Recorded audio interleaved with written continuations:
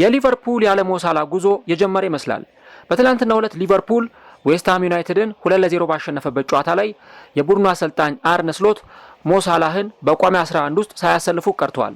ተጫዋቹ በተጠባባቂ ወንበር ላይ የተቀመጠ ቢሆንም ነገር ግን በጨዋታው ላይም ተቀይሮ አልገባም።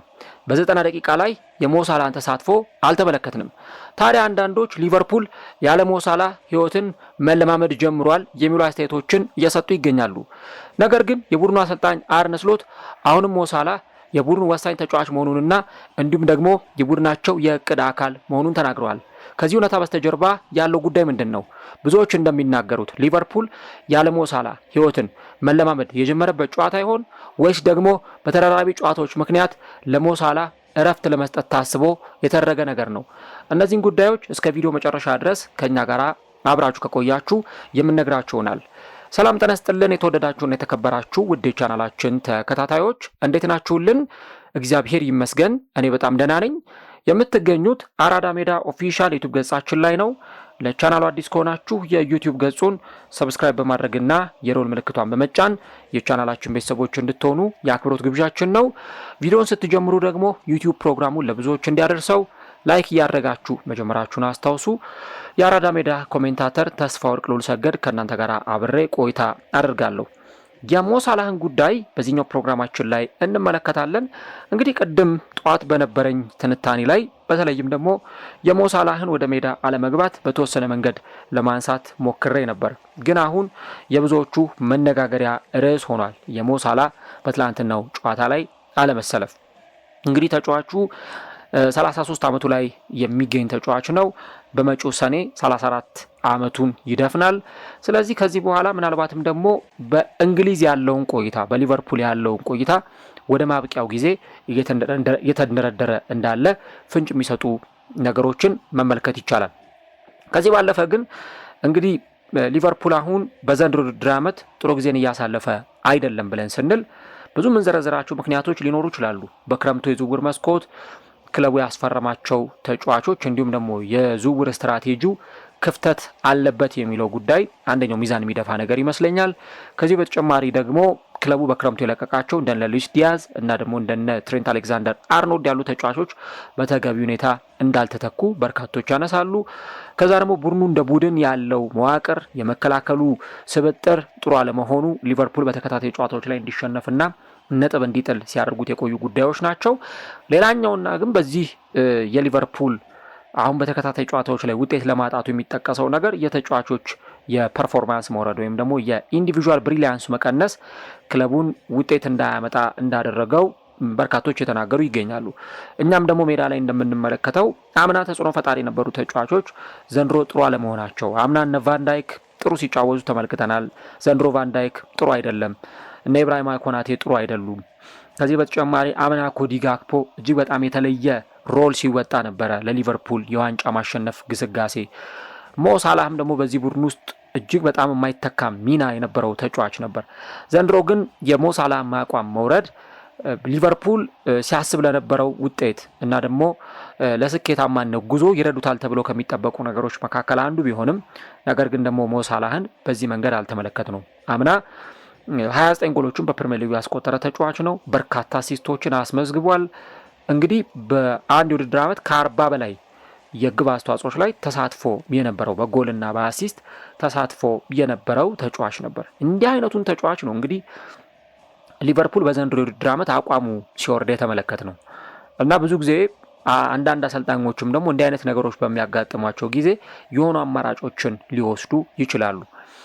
አሁን የሉዊስ ኤንሪኬን ጉዳይ እዚህ ጋር ማንሳት እንግዲህ ምን ያክል አስረጂ እንደሆነ ባላውቅም ነገር ግን ልክ ኬሊያን ምባፔ ወደ ሪያል ማድሪድ ሊያቀና ነው እንዲሁ ደግሞ ከፔዤ ይለቃል የሚሉ ነገሮች የተሰሙ በነበረበት ሰዓት ላይ ከዛ ደግሞ የሆነ ሰዓት ጭራሽ ከፔዤ እንደሚለቅ በተረጋገጠ ጊዜ አሰልጣኙ በቃ ማድረግ የሚችሉትን ነገር በሙሉ ሲያደርጉ ነበር። እንደውም ከክለቡ እንደሚለቅ ጭምጭምታዎች ሲሰሙ ተጫዋቹን ቤንች እስከ ማድረግ ደረጃ ደርሰው ነበር እና ያንን ፕሮሰስ በማለማመዳቸው ቡድኑ ያለ ኬሊያን ምባፔ ፐርፎርም እንዲያደርግ ያለ ኬሊያን ምባፔ የተሻለውን ፐርፎርማንስ እንዲያሳይ በመፍቀዳቸውና ድል በመስጠታቸው አምና ቡድኑ ኬሊያን ምባፔ ከወጣ በኋላ ሲናፍቅ የነበረውን ከኬሊያን ምባፔ ጋር ከነ ኔይማር ጋር ያላሳካውን የአውሮፓ ቻምፒየንስ ሊግ ዋንጫ ያለ ኬሊያን ምባፔ እንዲያሳካ አስችለውታል ማለት ነው። እና እንዲህ አይነት ሁኔታዎችን ነው እንግዲህ ስንመለከት የነበረው። አሁንም ሊቨርፑል የሞሳላ ጥገኛ ነው ወይ አምና በሞሳላ ጥገኛ ነበር ወይ የሚል ነገር እንድናነሳ መገደዳችን አይቀርም። በእርግጥ እኔ እንደሚገባኝ አምና ሊቨርፑል ዋንጫ ሲያነሳ የቡድኑ አጠቃላይ ጥንካሬ ከግብ ጠባቂ እስከ አጥቂ ድረስ የነበረው ጥንካሬ በእያንዳንዱ ዲፓርትመንት ላይ ተጫዋቾች የነበራቸው ኮሚትመንት፣ አሰልጣኙ ደግሞ ይተገብሩት የነበረው ታክቲክ በአንድ ጊዜ ወደ መሬት ወርዶ ለሊቨርፑል ውጤት ማምጣቱ፣ ከዚህ በተጨማሪ ክለቡ ከተጓዘበት መንገድ አንጻር የቡድኑ ስብጥር በአጠቃላይ ውጤት እንዲያመጣ አድርጎታል። ግን የአንዳንድ ተጫዋቾችን ኢንዲቪዥዋል ብሪሊያንስ ደግሞ አለማንሳት አይቻልም። የነ ሉዊስ ዲያዝን የነ ኮዲ ጋክፖን በሲዝን ውስጥ የነበራቸውን ሚና በፍጹም መሻር የሚቻለው ነገር አይደለም እና አሁን አምና ሊቨርፑል ምርጥ ነበር፣ ዋንጫ አሳክቷል፣ አውትፑት መጨረሻው እሱ ሆኗል። ግን እስቲ ያለ ሞሳላ አምና ሊቨርፑል ቢጫወት ሞሳላን ከዛ ምስል ውስጥ አውጡትና ሊቨርፑል የፕሪሚየር ሊግ ዋንጫን ያነሳል ብላችሁ ብትጠይቁ እኔ በግሌ አይመስለኝም። ምናልባት አምና ሞሳላ ባይኖር ኖሮ ሊቨርፑል የእንግሊዝ ፕሪሚየር ሊግ ዋንጫን ያነሳል ብዬ አላምንም። ምክንያቱም እሱ ማድረግ የሚችለውን ነገር ሌሎቹ ያደርጉታል ወይ በጣም አጠያቂ ጉዳይ ነው። ኢቭን በሱ ቦታ ላይ እንኳን ዳይሬክት መጫወት የሚችለው ፌዴሪኮ ኬዛ ነው። ፌዴሪኮ ኬዛን ደግሞ እንዳያችሁት ምናልባት የካራቦ ካፕ የፍጻሜ ጨዋታ ላይ ጎል ከማስቆጠሩ ባለፈ እንደው ይሄ ነው ብላችሁ የምትጠቅሱለት ነገር አልነበረም። በአሰልጣኙም ብዙም እምነት አልተጣለበትም። የመጫወት እድልም ሲሰጠው አልተመለከትንም። አሁን እነዚህ ነገሮች ናቸው የሞሳላን ወሳኝነት በደንብ የሚያብራሩት እና እኔ በግሌ ብትጠይቁኝ ሞሳላ ባይኖር ኖሮ እዛ ቲም ውስጥ እንግዲህ ቁጥሩን ካልሳትኩኝ በአጠቃላይ በጎልና በአሲስት 44 ጎሎች ላይ ቀጥተኛ ተሳትፎ አድርጓልና ሞሳላ ባይኖር እነዚህን የጎል ተሳትፎች ማን ነው ሊያረጋቸው የሚችለው? እሱ ያስቆጠራቸው 29 ጎሎች በጣም ወሳኝ ጎሎች ነበሩ። ትልልቅ ተጋጣሚዎች ላይ ያስቆጠራቸው ጎሎች ናቸው። ወሳኝ በሚባሉ ጨዋታዎች ላይ ያስቆጠራቸው ጎሎች ናቸው። ለምሳሌ በጣም በትልልቅ ጨዋታዎች ላይ ያስቆጠራቸው ጎሎች ናቸው ብለን ስንል ከአርሰናል ጋር በተደረገው ጨዋታ ላይ ኢቭን የኤሚሬትስ ላይ በጣም ወሳኝ የሆነችውን ጎል ማስቆጠር የቻለ ተጫዋች ነው።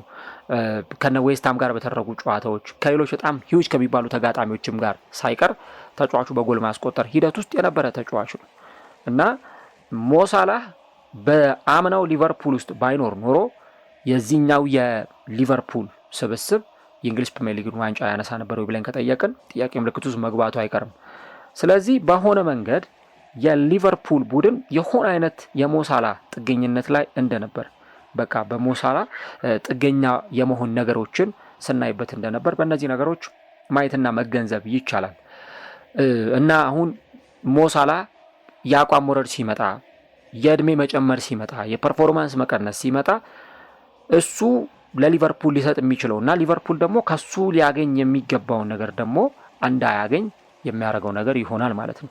ስለዚህ በደንብ ልንረዳው የሚገባው ነገር ከሊቨርፑል የእያንዳንዱ ጨዋታዎች በስተጀርባ በባለፈው ዓመት ውጤታማ የነበረ በጣም ብዙ አስገራሚ ሪከርዶችን ሲያስመዘግብና በክለቡ ውጤታማነት ውስጥ ሚናው እጅግ በጣም ከፍተኛ የነበረ ተጫዋች ነው። ኢቭን በጣም ብዙ ቁጥሮችን ብትመለከቱ ሞሳላ ለዚህ ቡድን ምን አይነት ጠቃሚ ተጫዋች እንደሆነ መረዳት ይቻላል።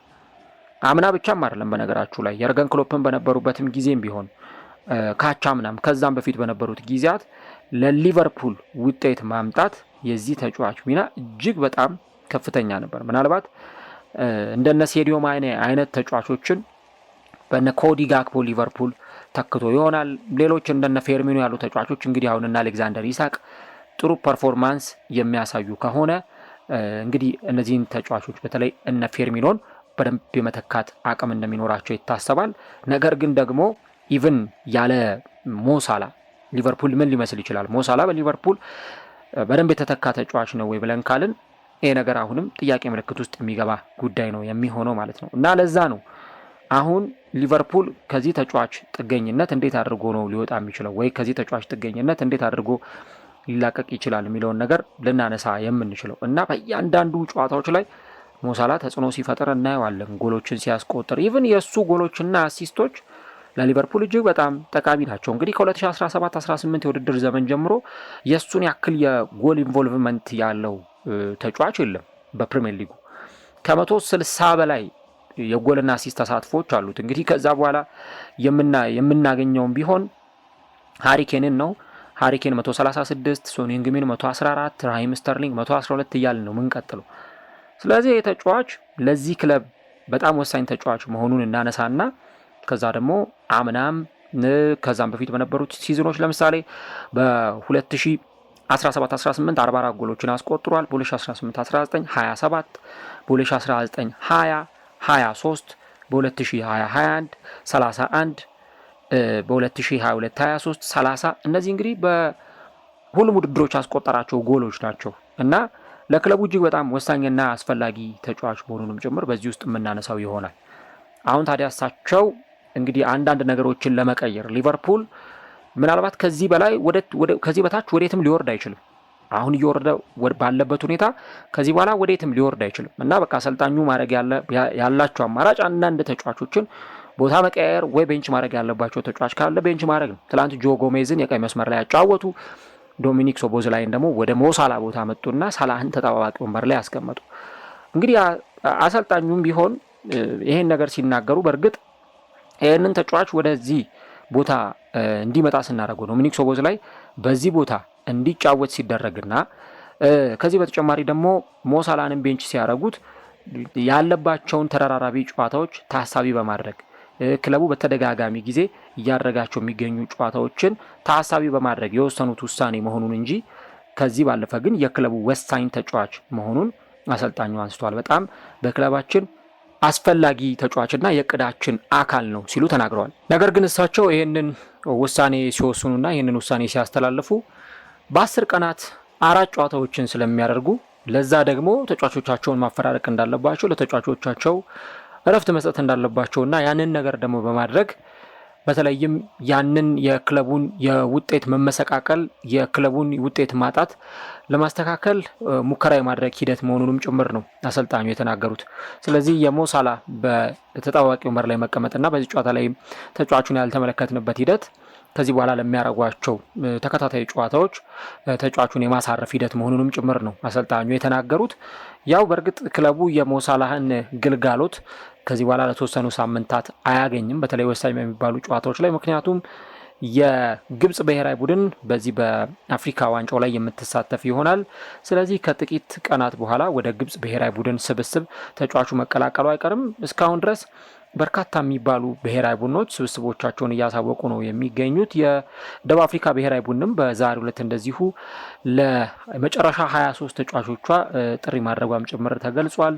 እንደነ ዛምቢያ ያሉ ብሔራዊ ቡድኖች ደግሞ እንደዚሁ በርካታ ተጫዋቾቻቸው ጥሪ ያቀረቡና ቀጣይ የመጨረሻ ስብስባቸውን ያሳውቃሉ ተብለው የሚጠበቁ የአፍሪካ ብሔራዊ ቡድኖች ናቸው። ስለዚህ በዚህ ሁኔታ ውስጥ እንግዲህ በዚህ በአፍሪካ ዋንጫው ላይ ምናልባት ከግብጽ ብሔራዊ ቡድን ጋር ዋንጫ ለማንሳት ተስፋ አድርጎ የሚያመራ ተጫዋች ስለሆነ ሊቨርፑል ከዚህ በኋላም በሚደረጉት ጨዋታዎች ላይ የሞሳላን ግልጋሎት አያገኝም። አሁን 20 ቀን የቀረው የአፍሪካ ዋንጫው ሊጀመር። ስለዚህ ምናልባት ሞሳላ ተጨማሪ ለ1 ሳምንት ጊዜ ብቻ ይሆናል ከሊቨርፑል ጋር የሚቆየው። የግብጽ ብሔራዊ ቡድን ካምፕ እንኳን ለ2 ሳምንታት ለአፍሪካ ዋንጫው ቢዘጋጅ ወይ ደግሞ ለ1 ሳምንት ያክል እንኳን ቢዘጋጅ ከዚህ በኋላ ሞሳላህን ለ1 ሳምንት ወይ ለ2 ሳምንት ጊዜ ብቻ ነው በሊቨርፑል የምናገኘው። ስለዚህ ቢያንስ ግብጽ እስከ ግማሽ ፍጻሜ ወይ እስከ ፍጻሜ ድረስ የምትጓዝ ከሆነ ሞሳላህን ለረጅም ሳምንታት በሊቨርፑል በኩል ስለማንመለከተው ፊውቸር ከማሰብን በተጨማሪ ለቀጣዮቹ ጨዋታዎች ያለ ሞሳላህ እንዴት ክለቡን በደንብ የተሻለ ፐርፎርም እንዲያደርግ ማድረግ ይቻላል፣ ክለቡን በደንብ የተሻለ በተጫዋች ረገድ ሳይጎድል በዚህ ቦታ ላይ የሚጫወት ጥሩ ተጫዋች እንዲያገኝ የማድረግና በዛ ቦታ ላይ ደግሞ ሁነኛውን ምትክ በማስገባት እንዲጫወት የማድረግ ሂደትን ነው እንግዲህ አሰልጣኙ የመረጡት። ያንን ሁኔታ ነው እየተመለከትን የምንገኘው። ምናልባትም ደግሞ ይህን ነገርም የምር ማስበው ከሆነ እሳቸውን አለማድነቅ አይቻልም። ከዚህ በኋላ ቅድም እንዳነሳሁት የአፍሪካ ዋንጫ ጊዜ ሲመጣ አነሰን በዛ ክለቡ በተወሰነ መንገድ መቸገሩ አይቀርም። ስለዚህ ያለው አማራጭ እንደነ ዶሚኒክ ሶቦዝላይ ያሉ ተጫዋቾችን በዛ ቦታ ላይ እንዲሰለፉ የማድረግ ሁኔታ ነው የሚኖረው ማለት ነው። በእርግጥ አንድ የሚገባኝና የምረዳው ነገር ምናልባት በዚህ አሁን በምንመለከተው የሊቨርፑል አጨዋወት ሂደት ውስጥ ከሞሳላ ቦታ ጋር በደንብ ፊት አድርጎ መጫወት የሚችለው ወይም ደግሞ በሞሳላ ቦታ ላይ በደንብ መጫወት የሚችል ተጫዋች ፌዴሪኮ ኬዛ ነው። ግን እኔ አሰልጣኙ ለምን እንደሆነ በማልረዳው ምክንያት ለዚህ ተጫዋች እድል ለመስጠት ብዙ ሲደፍሩ አናይም። እንደውም ዘንድሮ ይሻላል ቢያንስ ካምናው አንጻር እንጂ ብዙ ጊዜ ከተመለከትነው ወይ ተጠባባቂ ወንበር ላይ ሲያስቀምጡት ከዛ ደግሞ ወይ ጭራሽ ቤንች ላይም ተደርጎ ወደ ሜዳ ሳይገባ ሲቀር ነው የምንመለከተው። ዘንድሮም ቢሆን ለተጫዋቹ እድል ሲሰጡት እንደው በጣም አስገዳጅ በሆነ ሁኔታ በቃ እንደው አስፈላጊ ስለሆነ ግድም ስለሆነ ክለቡ በጣም ውጤት እያጣ ስለሆነ ቤንች ላይ ያሏቸውን አማራጮች በደንብ ከመጠቀም ሂደት አንጻር ነው እንጂ ፌዴሪኮ ኬዛን የሚያምኑበት ተጫዋች ነው ብዬ አላስብም። ለዛ ነው ከዚህ ክለብ እንዲወጣ ተደጋጋሚ መረጃዎች ቢወጡ የሚገኙትና እነዚህ ነገሮች ነው እንግዲህ ያየን የምንገኘው። ዞሮ ዞሮ ግን የሞሳላህና የሊቨርፑል ጉዳይ በእንደዚህ አይነት መልኩ የሚነሳ ነው። ያው የአፍሪካ ዋንጫም ጊዜ ስለሚመጣ በደንብ ስኳዳቸውን እንዴት ከዚህ ተጫዋች ጋር ፊት አድርገው ሲቀጥሉ እንደነበረው ሁሉ ያለ ሞሳላ ደግሞ ክለቡ እንዴት መቀጠል አለበት። ምክንያቱም በአንድ ተጫዋች ላይ ብቻ ዲፔንድ የሚያደርግ ወይም ደግሞ ከአንድ ተጫዋች ጋር ብቻ ጥገኛ ሆኖ የሚቀጥል ቡድን መሆን የለበትም። ለዛ ነው እንግዲህ ክለቡ ያን ነገር ሲያደርግ የተመለከት ነው። ዞሮ ዞሮ ቀጣዮቹ ጨዋታዎች ላይ እንግዲህ ሞሳላን ከተመለከት ነው በኋላ ወደ አፍሪካ ዋንጫ ስለሚያመራ በሊቨርፑል አንድ አዲስ ነገር መመልከታችን አይቀርም። እሱም ደግሞ ዶሚኒክ ሶቦዝላይን ያለ ቦታው በቀኙ መስመር ላይ ሲጫወት እንመለከተዋለን። አሊያ ደግሞ አሰልጣኙ አርነ ስሎት ለፌዴሪኮ ኬዛ በዚህ ቦታ ላይ በተደጋጋሚ ጊዜ መጫወት እድል ሊሰጡት ይችላሉ ማለት ነው።